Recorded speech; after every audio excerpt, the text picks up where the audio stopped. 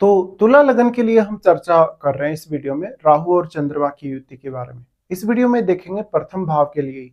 प्रथम भाव में जहां तुला राशि में ही आपके राहु और चंद्रमा अगर स्थित होते हैं तो यहाँ ये दोनों ही ग्रह आपको किस तरीके से प्रभावित कर सकते हैं।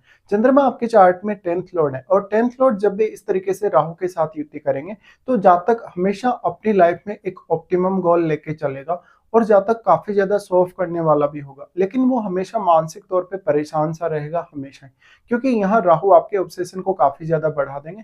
तो ये आपके करियर के लिए और आपके इंडिविजुअल ग्रोथ के लिए एक अच्छी युति कही जा सकती है। अब यहाँ चंद्रमा कितना ज्यादा क्लोज है राहु के, देखिए ये शुक्र का घर है और यहाँ आपकी क्रिएटिविटी और आपकी इमेजिनेशन बहुत ही कमाल की होगी। साथ ही साथ यहाँ राहु काफी इंटेलिजेंट आपको बनाते हैं और साथ ही आपकी पर्सनैलिटी पर भी वो एक बहुत अच्छा प्रभाव डालते हैं। अगर शुक्र भी मजबूत हो तो आप चंद्रमा या शुक्र से रिलेटेड कैरियर चुन सकते हैं। यहाँ पे अब राहु क्योंकि आपके जो क्वालिटीज होंगी उनको काफी मल्टीप्लाई करेंगे, तो जातक को खुद को लेकर हमेशा एक ऑब्सेशन सा रहेगा और उसको कैरियर को लेकर भी हमेशा बहुत ज्यादा ऑब्सेशन रहेगा। ऐसा जातक अपने जीवन में बहुत ही ज्यादा सफल हो सकता है। डिपेंड ये करता है कि वो किस तरीके से सोचता है, किस तरीके से काम करता है।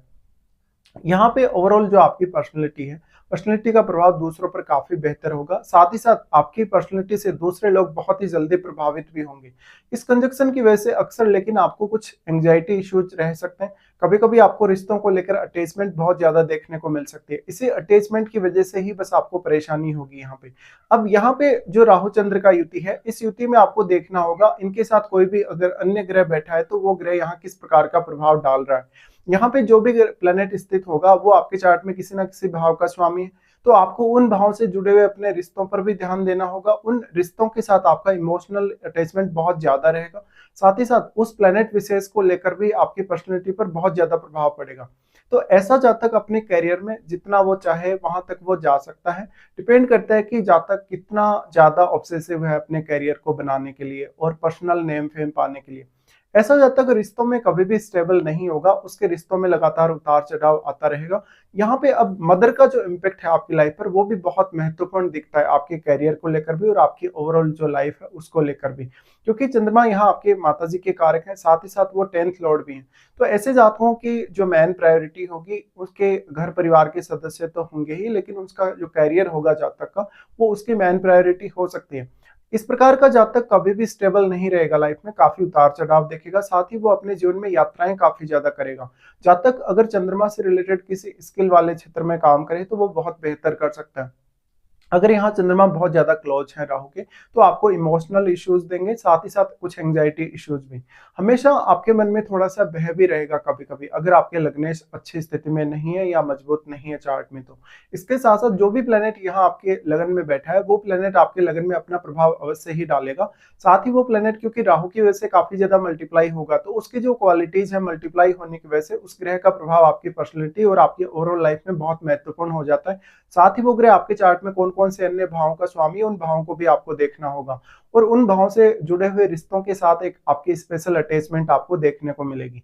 अब यहाँ पे जो भी प्लेनेट होगा वो राहु के साथ किस प्रकार का संबंध रखता है और शुक्र के साथ वो किस प्रकार का संबंध रखता है। यहाँ बैठा हुआ ग्रह आपके सप्तम भाव में बैठे हुए जो केतु हैं और केतु के साथ अगर कोई ग्रह बैठा तो उसको भी सर्वाधिक रूप से प्रभावित कर पाएगा, क्योंकि राहु ने उस ग्रह को काफी मल्टीप्लाई किया और उसका जो इफेक्ट होगा केतु पर और केतु के साथ वाले ग्रह पर बहुत ही ज्यादा होगा। लेकिन आप ये बोल सकते हैं कि यहाँ राहु का दृष्टि भी सप्तम पर है, लेकिन क्योंकि केतु और राहु के मध्य 180 डिग्री का जो एंगल बना हुआ है वो हर परिस्थिति में बना हुआ ही रहेगा। इसलिए यहाँ केतु के साथ जो बैठा हुआ प्लेनेट है, केतु ने उस ग्रह की एनर्जी को एब्जॉर्ब किया है तो उस ग्रह से रिलेटेड आपको कुछ कमियां देखने को मिलेंगी। लेकिन यहाँ राहु के साथ बैठा हुआ ग्रह आपके केतु पर और केतु के साथ वाले ग्रह पर बहुत ज्यादा प्रभाव डालेगा, राहु की तुलना में भी और चंद्रमा की तुलना में भी।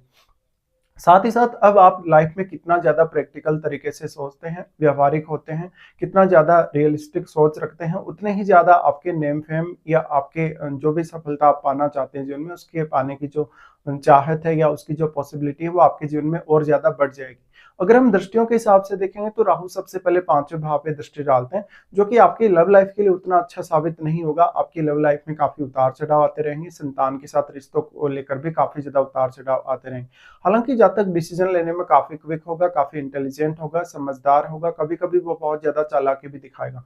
लेकिन क्योंकि चंद्रमा साथ हैं, तो जातक दूसरों के लिए बहुत ज़्यादा सपोर्टिव हो सकता है कभी-कभी। इवन वो रिश्तों को लेकर भी काफ़ी सपोर्टिव हो सकता है, लेकिन दूसरों से उसको उस प्रकार का जिस प्रकार का उसको एक्सपेक्टेशन है किसी से भी, किसी भी पर्टिकुलर रिश्ते से, वैसा उसको सपोर्ट नहीं देखने को मिलेगा। तो रिश्तों को लेकर जातक थोड़ा परेशान-सा भी रहेगा। फिर यहाँ दोनों का ही दृष्टि सप्तम पर आ जाता है। तो सप्तम पर आने की वजह से यहाँ आपको आपके जीवन साथी से भी बहुत ज़्यादा अपेक्षाएँ रहेंगी और बहुत ज़्यादा अन्य लोगों से भी आपकी कुछ अपेक्षाएँ जुड़ी रहेंगी। इस प्रकार का जातक अगर बिज़नेस करे तो बिज़नेस में अक्सर उसको सफलता पाने के लिए बहुत मेहनत करनी होगी।